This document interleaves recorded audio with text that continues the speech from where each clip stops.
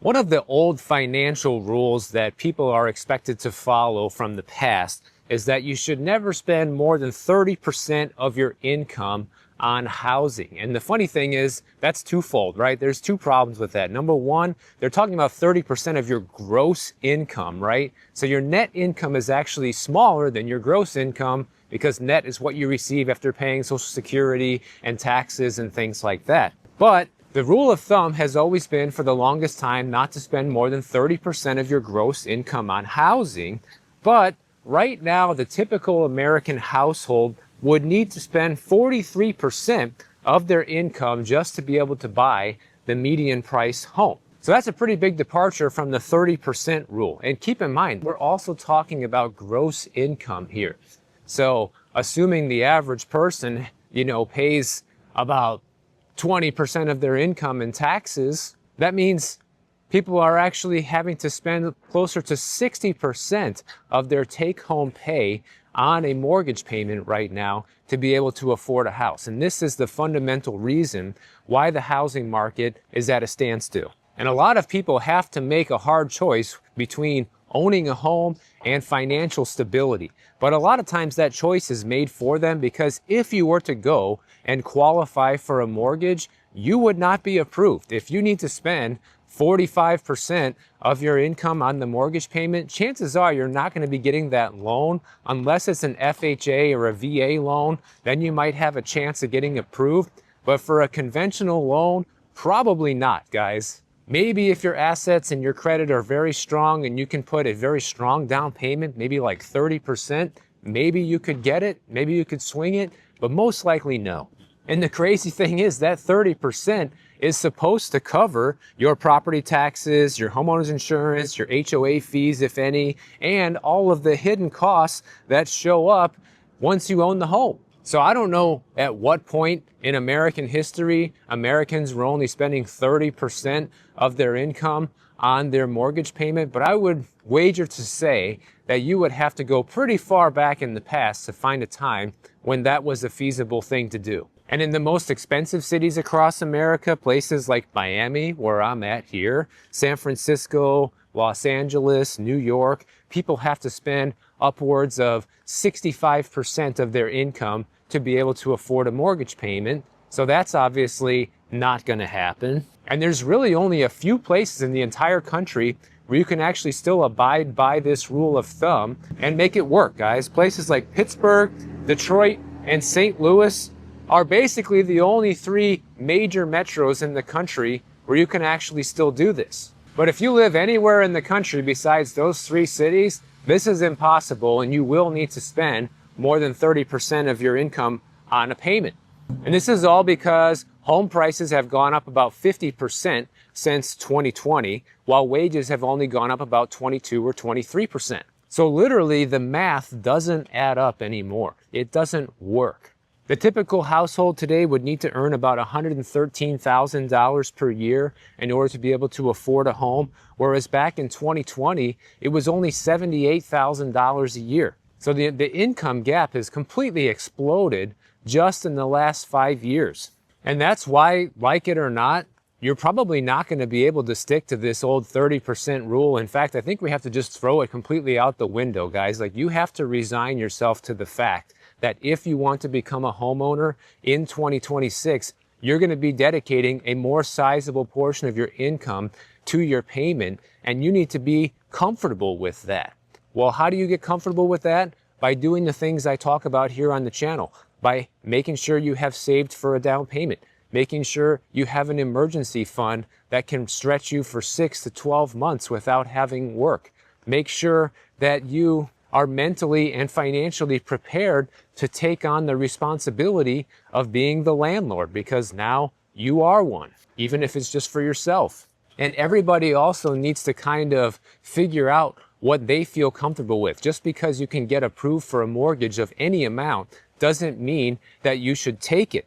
Like a higher income household, for example, if you're spending 40% of your income on a payment, that might be okay if you still have plenty of money left over for savings and emergencies and other necessities that you have to pay for. And of course, the higher your income is, the more likely you're going to be able to put more of that money aside for other things, versus when you have a lower income, that's just not possible. Because when you're lower income, once you go above 30 or 35% of your monthly income for your house payment, well, now all of a sudden doesn't leave you a whole lot of cash left over. Like, for example, you got somebody making $100,000 a year, well, that leaves them still $60,000 left over, versus if you're only making 50, that only leaves you an extra $30,000 left over for the year, and that's it. But yet it is becoming routine for people to actually be spending well over 50% of their take-home pay on their house right now, because let's say they go to get approved for a mortgage and they get approved to spend, let's say, 35% of their income. Still pretty close to the 30% rule, right? But that only takes into consideration your actual monthly mortgage payment. It doesn't take into consideration all the extra expenses that homeowners have, which even Zillow confirms is well over an extra 20 grand a year. And mortgage brokers don't take that into consideration either when they approve you for the loan. So you can see how those expenses quickly add up. And since the math just doesn't work for so many people, buyers are forced into the situation of they have to wait till much later in life to buy. They have to move further away from their desirable area in order to buy. They have to downsize. They have to compromise on the home itself. They have to stay in the home much longer in order to justify the upfront costs, or they just have to remain renters for life. And it still remains a fact that renting is cheaper by 50 to 100% per month, basically everywhere across the United States right now, except for those few metros that we mentioned. Pittsburgh, St. Louis, and Detroit. Unless you want to live in one of those three places, buying probably doesn't make a whole lot of sense, at least from a financial standpoint and a monthly payment standpoint. Of course, there are other reasons to buy that we're not talking about right now. We're talking about just a monthly payment perspective.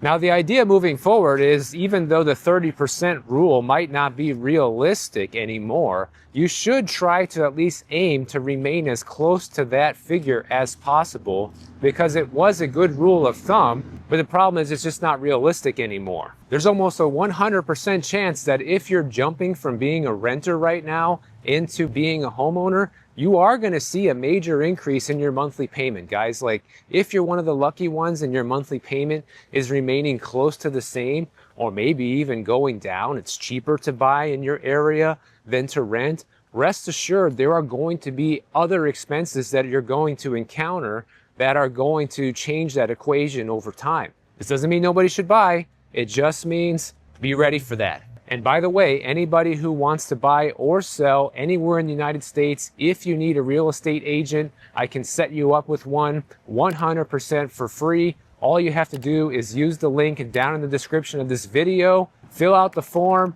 and my team will reach out to you ASAP. And if you use the link, not only does it help you, but it helps the channel, and I appreciate it. And of course, everybody has been sold this idea since they were a kid that owning a home has been the American dream. But I've been trying to flip that narrative on this channel over the past couple of years, that the American dream should actually look like financial freedom, not owning a home. And the reason why the American dream probably used to be owning a home is because it used to lead to a situation where you would have financial freedom, but now it's more like a never-ending money pit. And that's because not only people have to pay record high prices for homes, but also because there are so many additional expenses with owning a home that just never used to exist. Like, yeah, sure, people paid property taxes and insurance and things like that back in the day when your parents bought a house, but those expenses were zilch, guys. It was nothing. You know, maybe you're talking a couple extra $100 a year in insurance and a couple extra $100 in property taxes. It was a nothing burger compared to now, where sometimes those expenses can actually be more than one's mortgage payment today. And so people are taking all different types of approaches. Like, here's one guy, 36 years old, in San Francisco. He has a solid income. He's a good, aggressive saver. He nearly has $1 million in net worth, but he rents a 2-bedroom condo in San Francisco. Why? Well, because his rent is only $4,500 a month. And I know only sounds like a lot, but in San Francisco, that's not bad for a 2-bedroom. But if he were to buy the same place, it would cost him around $10,000 per month. So you can see, guys, it is almost a no-brainer to be paying $4,500 a month versus $10,000. Like, why would somebody in this position choose to be a homeowner? You can literally be saving $5,500 per month.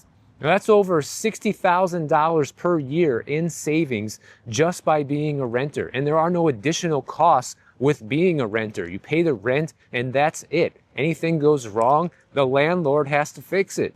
And a growing number of Americans who are in a similar situation are moving towards renting because it actually offers more freedom than homeownership, especially financial freedom. And what did I say a little bit ago? The American dream should be based on financial freedom. Forget about owning versus renting. It only matters how much money do you have? How much cash do you have to spare each month? How much savings do you have invested towards your retirement? Are you even going to be able to retire? And for many people, it's not a choice because people who earn the median income in this country can only afford about 25% of the homes that are listed for sale. And that's not very much. And the best thing about renting is if things go wrong or you're just tired of the place or the landlord, you move when the lease term is up. No consequences.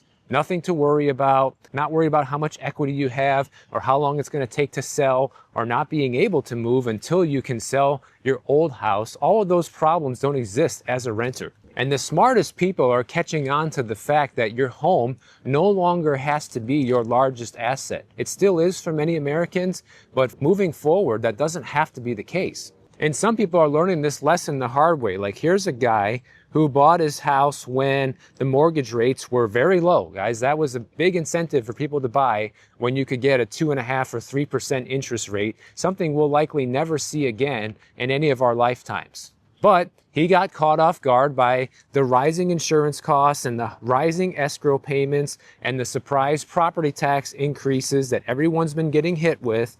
And that pushed him into a situation where he was living paycheck to paycheck. And when he finally sold the house, he only walked away with $10,000 in profit, which is not a whole lot. He's lucky he was able to get away with any profit given the scenario. And when you factor in all the expenses that he had over the years, we're only talking a $10,000 profit over, what he paid in total versus his total selling costs. But when you add up all the carrying costs of the home over the years, this guy was definitely negative, guys. If you're only coming out $10,000 ahead, you're actually negative. But now, since this guy sold the house and walked away with his 10 grand, he's back to being a renter, and he likes having the more stable monthly cost, and he can invest more, travel, and relocate without selling a house. And so renting is no longer just a fallback choice or something that makes you some kind of a failure, guys. Renting has become a strategic financial decision moving into 2026. One thing you should never do is go by all the old boomer advice, guys. Like, some of it works still, but a lot of it is just outdated. Like the 30% rule, like you need to be a homeowner in order to be successful, or buying a home is your number one source of wealth. None of that stuff is true anymore. It can be true if you make it true for yourself, but it is not the answer to everything anymore. What worked 50 years ago for previous generations just no longer works. But if you are going to be a renter, there is something you need to watch out for, because back in January of this year, there was a lawsuit from the FTC against the biggest landlord in the country, which is Greystar. They manage more than $300 billion worth of real estate in 260 markets across the US, the UK, Europe, Latin America, and even in Asia. And they cover over 800,000 residential rental units across the world. So that is a big deal. But the FTC lawsuit said that Greystar had a lot of hidden fees towards their tenants and had cost people hundreds of millions of dollars going back to at least 2019. So what they would do, they would advertise below market value rents and then they would add hundreds of dollars of hidden junk fees for things like package delivery, trash pickup, and technology bundles, and the tenants wouldn't learn about these extra costs until using their application portal or filling out an inquiry form that required the disclosure. Of course, Greystar says, well, we're not doing anything wrong. This is how we've always done things, blah, blah, blah. They say that they've always been transparent with everything. So if you're a tenant, there's a few things you need to know. First of all, advertising rental prices without mandatory charges are illegal. So they can't just tell you the rent is going to be $1,500 a month. Well, oh yeah, there's an extra $300 a month you're going to have to pay for trash pickup and package delivery. That needs to be disclosed. They can't tell you that once you go to sign your lease or when you get your first month's bill and learn what it's actually going to cost to live there. Now you're in the same situation as being a homeowner. That kind of defeats the whole benefit of being a renter now, doesn't it? And so that's another benefit that you have to being a renter, guys. Like as a homeowner, there's no laws against all the extra hidden expenses that can come up being a homeowner. You're just subject to it, and that's that. It's something that you agree to when you sign on the dotted line to become the owner of that property. You know, there is no limit to what can go wrong and how much it all can cost. And I'm not saying this to deter people from being a homeowner. I'm a homeowner, but I have paid for it dearly, okay? At first, when I moved, the idea was that this was going to cost me less than being a renter. And it definitely did, and it still does in terms of strictly just the monthly payment, okay? If I wanted to rent a similar place, I would have to pay more than I'm paying right now being a homeowner because I bought for a good price and got a decent rate. However, the additional costs that I have faced as a homeowner, most notably the special assessments because it's a condo, have cost me far more than the savings that I would have had if I was still renting. So from that point of view, from a purely financial point of view, it has not been worth it. The only way it would be worth it is if I sold the place and took my gains, and that's it. But even then, you're going to get tax capital gains if your gain is big enough. But I will tell you that my number one reason that I still enjoy being a homeowner versus a renter, at least for my main household here in Florida, is I just don't have to worry about moving, guys. That had to be like the worst thing and probably the most traumatic thing about renting was every single year when it would come close to the time to renew the lease, I would be threatened to have to move out. Oh, the owner wants to sell the place, or oh, you know, the owner's thinking about using it for a few months a year, so we're going to need you to move out. And then at the last minute they say, oh no, they changed their mind. You can go ahead and stay another year, but we want to charge you more. So going through that song and dance year after year got very old. And since I like to take those summer trips out to California, it made it more difficult because when I leave, I don't know if I'm going to have a home to come back to half the time, you know? But I have no problem renting when I go to California because I don't live there. I just stay there for an extended summer and I don't have to deal with any of the problems that come along with being a homeowner. And it is far cheaper renting for just a few months out of the year than to own something all year and pay for it year round. So you see, there are always scenarios when it makes more sense to be a homeowner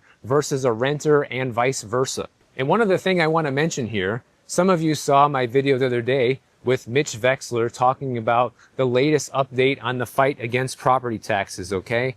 Well, one thing that's happening here in Florida is Walt Disney World is now suing Orange County over the inflated property values of all the Disney parks. Even Disney is jumping in on this property tax battle. The lawsuit is alleging that Orange County is inflating the property values of the Disney properties due to intangible value. And they are demanding that Orange County use an appropriate appraisal methodology and reduce what they owe. Now, with Florida property tax law, they can only assess you based on just value. That's essentially just the market value or what a property would reasonably sell for if it was listed on the market today. But Disney's saying that Orange County did not stick to that standard. Instead, they argue that the county's valuations included intangible value, which is the value that is not the real estate itself. So Disney says that the county inflated the numbers and violated Florida law and the state's constitution's just value requirement. I would believe that they're probably correct, because we've seen this all over the United States, not just in Florida. And so it sounds like they're probably trying to charge Disney based on the fact that, hey, this isn't just land in Florida, this is Disney World, you know? So this has extra value because it's Disney World, and clearly that is breaking the law. So I'm pretty confident that Disney's going to win this lawsuit. And yeah, you could do the same thing if you are a homeowner here in Florida and you feel like things aren't going your way, but that's a very expensive route to take, and you might not have as much luck as a big mega corporation like Disney, especially if you can't prove that you're being charged the extra intangible value on your property. But you can still protest, guys. You can either do it yourself by going up against the Value Adjustment Board, or you can always use my link down in the description I have for you for Own Well, and they support property tax fights here in Florida, and they can do it all on your behalf. Whichever method you choose, it's better than doing nothing. So let me know if you guys learned anything new in the comments. Every week I try to bring you guys the latest news on what's going on. Like, even though we talk about a lot of the same subjects when it comes to the economy and real estate, I try to give you the latest updates, whatever's happening right now. And if you guys appreciate that and you learned something, please let me know down in the comments. I would love to hear your feedback. And if you enjoyed the video, make sure you're subscribed to the channel. And if you don't want to wait for my next video to come out, check out this one on the screen right over here, and I'll see you in the next one.